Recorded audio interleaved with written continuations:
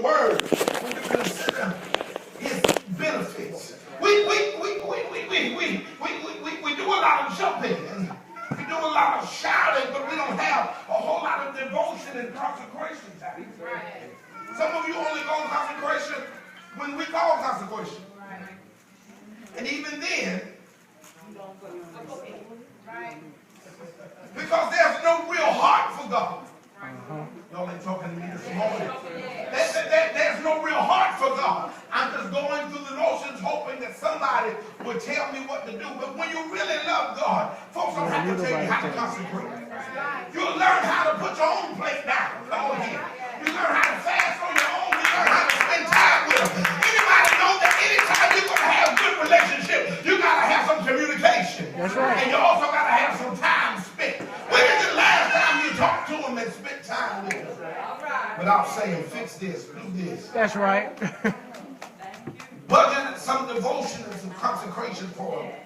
What do you have to give?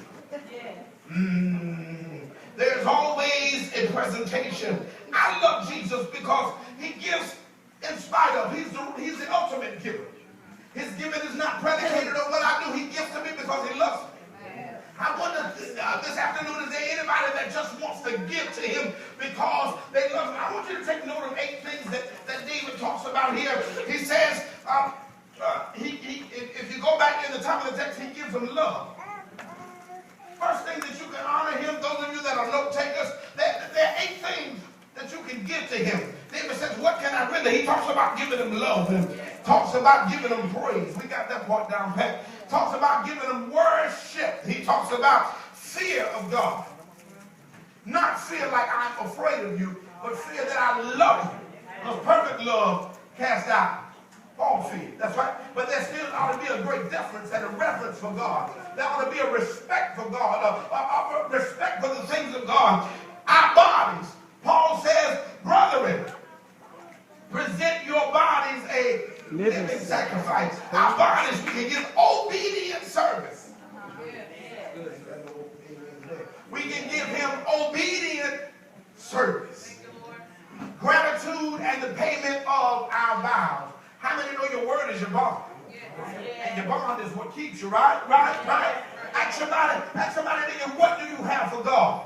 What do you have for God? No.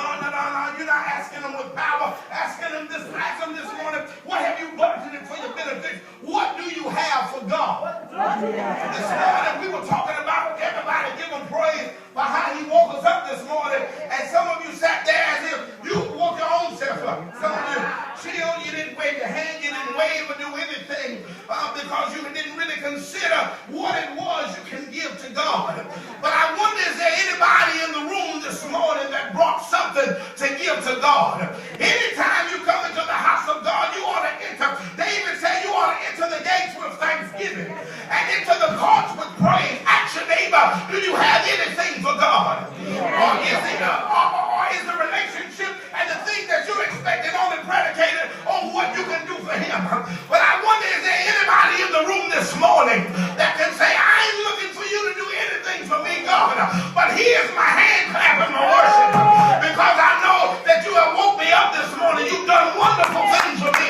Here is my dance because you didn't kill me when I deserved it. Here is my hand wave because you didn't take me out. You gave me chance after chance. Is there anybody here this morning that has something for God? Lift your hands and say, God, I'll give it all to you. Well, we got to get out of here. You got to understand this morning that anytime you put something in God's hand, there's going to be another presentation and God's going to give it back to you. Jude said, now unto him that is able to keep you from falling and to present you faultless before the presence of his glory with exceeding joy to the only wise God, our Savior, be majesty, dominion, and power both now and forever. I came to ask somebody and remind you this week that while you prepare yourself for work and prepare yourself for school, make sure that you budget something to give to God. This week in your prayer time, make sure that you put something aside and that you have something to give to God. David declared, what shall I render unto the Lord for all of his benefits towards me? He said, I take the cup of salvation. I take the cup of, and Lord. The Bible declares that the name of the Lord is a strong tower, and the righteous run therein and they're saved. I wonder, is there anybody in the room this morning that said, Lord, it's not too much for me to lift up my hands because you've been so good to me. It's not too much for me to stand on my feet because you've been so wonderful to me. It's not too much for me to shout my shout because God, you've been so wonderful to me. Is there anybody in the room this morning that's got a hand wave for the master? Because everything that you deserve, somehow God shielded and protected you. Everything that you deserve, sometimes God shielded and protected you. When you were worthy of death, God somehow told them to stay his hand. Is there anybody in the room this morning that can say, God, here's my worship. Take joy in it. Here's my heart, Lord. Use it as you please. I gotta ask you this morning, is there anybody in the room that's got hands lifted saying, God, I'm not asking you for nothing, but I just want to give you my praise. God, I'm not asking you for anything, but I just want to give you my worship. I'm not needing anything, but what shall I render? Y'all ain't saying nothing. What shall I render? For all of his benefits, lift up your hands, open up your mouth, and give God something for the benefits.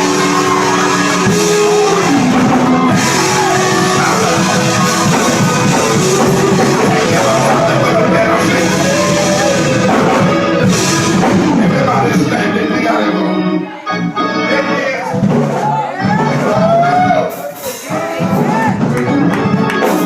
Tell somebody right now, got something for the benefits. Come in on Sunday morning, make sure you bring something for the benefits.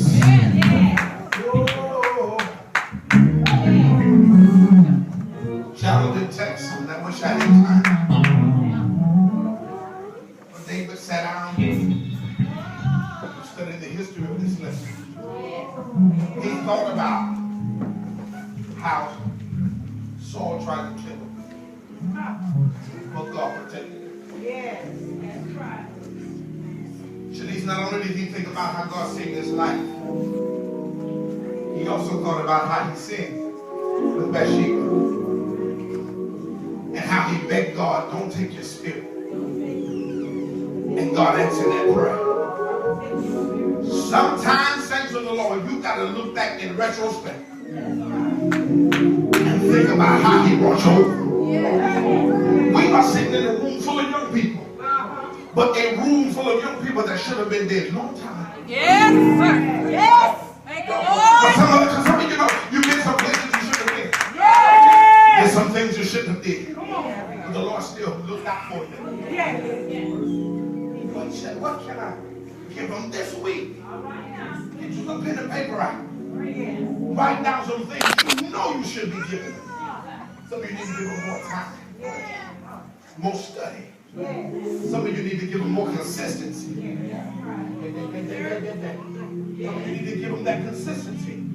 Because the flow and the manifestation of God's blessing in your life is based upon your consistent behavior. You don't think he can see through your facade? When you say stuff like, I'm going to do better, and you do better one time, you didn't think he didn't know that you were lying when you said it? You didn't think that he could see through your face? We have made vow after vow. We have made resolution after resolution. We have made weekly promise after weekly promise, and it ain't changed nothing. First quarter of this year is over with Tuesday.